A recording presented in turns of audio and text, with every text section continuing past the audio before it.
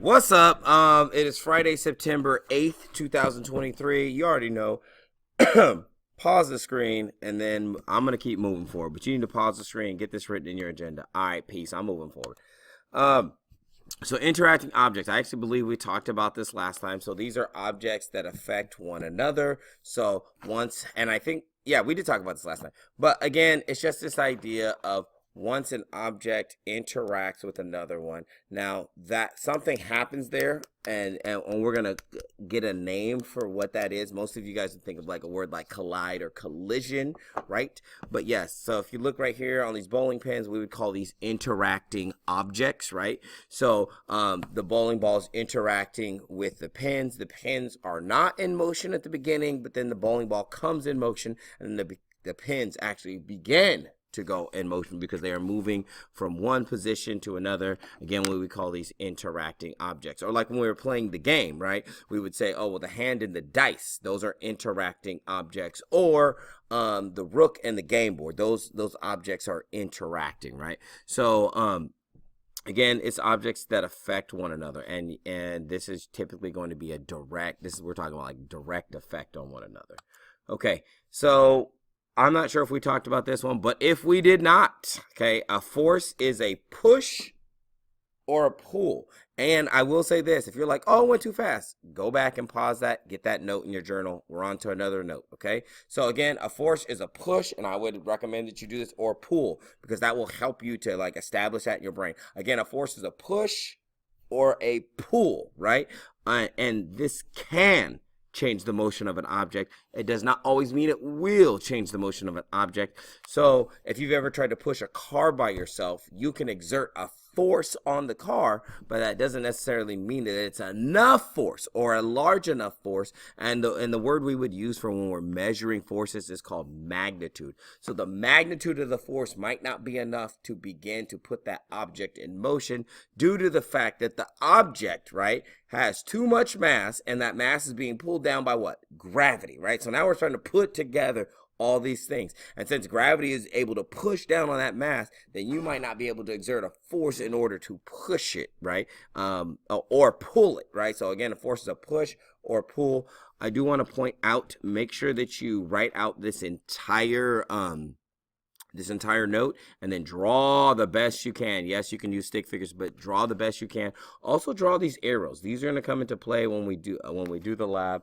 But again, draw the arrows, and then that way you can you'll know that these arrows are about one, direction, and then number two, they're about the magnitude of the force. So as you can tell over here, this arrow over here, the magnitude of this force is larger than the magnitude or the measurement of this force over here. It's quite a bit smaller. And these forces are headed in opposite directions. Okay, so I just wanted to put that information out there. All right, you can pause this if you need to keep getting that inside of your journal. I'm moving forward. All right, so we've kind of looked at all of these. Here, let me move myself here to the center. So we've kind of looked at all of these. We've talked about motion is a change in an object's position with respect, right, to time. And then we just talked about interacting objects. And then we just talked about force. Now we're getting onto Newton's law of action and reaction. This is also known as Newton's third law. So I'm going to move myself here. I think that's a good place for me to be. You know what? I'm going to see if I can get that bottom part to be. Cool. Now I got it so you can see the whole bottom. We good now. All right, so take this whole note. No, you do not need to draw that. But again, take this whole note. So Newton's law of action and reaction, this is also known as Newton's third law. Newton's law stating that for every action force, there is an equal and opposite reaction force. And that's really the heart of it. For every action force, there is an equal, and opposite reaction force. So that means for every force going in one direction, there's an equal and opposite action force coming back in the opposite direction. And again, make sure you understand that idea that it's equal and that it's opposite, right? So those are the things about that. Pause this if you still need this note. Mr. Farr is moving forward. All right, so we're going to get to the very first part of this lab, okay? And it is on page number, I think it's on page number 17. I don't know why I'm on 18 already. Oh, there it goes. I skipped ahead. Sorry. So it's on page number 17. I don't know where I just went. Anyway, long story short, let me pause and I'll see if I can get myself back. I have no idea where my camera is. I'm just going to keep recording though without it. So what we're going to do right here is this is the action reaction lab. What I'm going to try and do is record each station and then get it put together in a video. That might take me a day or two. So I apologize about that. It just takes longer to record labs. But what we will do today, okay, is this action and reaction lab. So we'll do this part together. So what you're going to need to do, okay, and this is how all the lab stations work, is you need to read the lab instructions, then do what the lab says.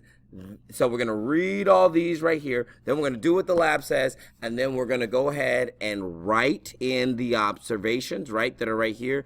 And then there's going to be some pictures that are going to need to be some diagrams that need to be drawn. But let's go ahead and look through read through this first. So keep your hand flat and slap the surface of the table slightly. Don't do it yet. Not yet. Okay. So you got to wait. Then you're going to repeat this process, but this time slap the table harder. Then obviously you don't have a partner if you're probably watching this video, but that's okay. Be careful. Do not break the table. Don't break your hand either, okay? So relax with that. But you're just gonna, one time you're gonna hit it a certain amount, and then the next time you're coming back with a much stronger one. Now, what you need to do though is you need to observe. What did you hear? What did you feel? Did you only feel in your hand? Obviously, you're going to feel something there, but are you going to feel anywhere else? Did you feel it anywhere else? Did you feel any some vibes? Was there some vibes somewhere else, right? And then you need to just take an observation and a time to feel that. Then you're going to start drawing and say, well, describe the boundaries for the system. Now, we went over what a system is. So what would be the boundaries of this system in this case? Also, what are the interacting objects in the system and how are they interacting? What I found is that for students, it might be better to describe the objects of the system. And once they describe the objects of the system, then it's easier to find the boundaries of the system. And then it's also easier to identify what are the objects in that system that are interacting. So let's go ahead and do this together. You kind of heard me do it. I'm assuming you didn't see me, but so I'm going to count to 3 and then slap my hand on the table, all right? So 1, 2, 3. Now, again, you want to observe, what do you feel in your hand? What did you hear? Right? Those kind of things. Okay, cool. Then let's do it harder, right? 1, 2, 3. Yikes. Okay. So you feel a lot more. There was a larger sound. There's a lot more tingling in my hand. So as far as describing the boundaries of the system, I would be like the edge of the table seems like to be the boundary of my system. And then what are the interacting objects? Well, in this system, there's only really 2 things. There's the hand and then there's the table, right? So those are the interacting objects. And how do they interact? The hand applies a force down onto the table. And when the hand interacts with the table, then the table begins to apply a force. So the first time when you applied a smaller force, the table pushed back with an equal and opposite force. But as you applied a much greater force, then the table pushed back with a greater force matching the force that you applied that second time. So that is what you see kind of going on. And this speaks, right, to Newton's third law. Now, the last few things you're supposed to do, right, is draw 2 diagrams of the system to represent each trial. So draw a diagram here and a diagram there. I would go with this one would be like the lightly, and then this one would be with the hard. So light slap, hard slap, right? That's how you could label it, right? And then also what you could do is, since you have then you have the 2 diagrams of your system, draw them and make sure you draw in the arrows for this as well. Okay, so make sure you draw in the arrows for this as well. Where are the forces?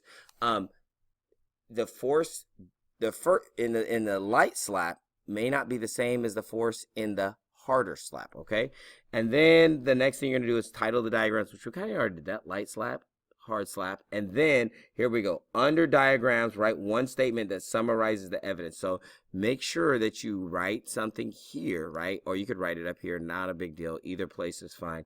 That supports Newton's third law. This idea that for every action force, there's an equal and opposite reaction force, okay? I'm gonna see if I can get the diagram into this video, so hold on. Okay, this is take two. Y'all didn't know, but for me, it's take two. So, long story short, right? So, I've got my diagrams up here. Hopefully, you guys can see it well. Let me turn down, see if I can turn down the light just a little bit. Yeah, I think that makes it so you can see it just a little bit better. Okay, so again, light slap, hard slap, and if you look, I have the table labeled here, table labeled there, because I'm not good at drawing a table, so I just went with very simple, and then I just went with arrows, and then I just labeled them, like to let you know that's hand. Okay, arrow, this is the hand, so that's the hand force going down, and then there is a force being exerted, an equal and opposite force that's being exerted by the table that's going up against my hand.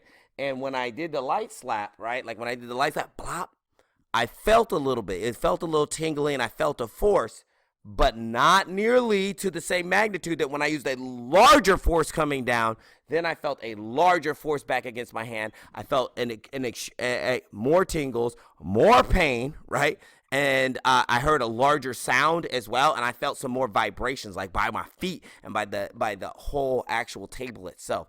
So again, that's letting me know that for every action force, there's an equal and opposite reaction force. Okay, so again, this is how I drew in my boxes, and I kind of just walked through some of that explanation. So kind of gather all that stuff together, and then write out your explanation kind of on the top up there on your guys' paper. Let me see if I can show that real quick, and then I think that's it.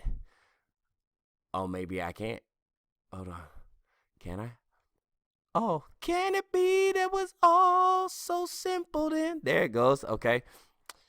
Can it be? Okay, there it is. So you'll go ahead. Like I said, I drew mine in. You can draw your guys' in right here, and then you can write your explanation here if you feel like this is not enough space for you. All right, y'all. That is everything for today. And again, like I said, it might take me a day or two to get the other lab portion recorded, because that's going to take quite a while, because there's like 6 more stations. All right, y'all. Peace.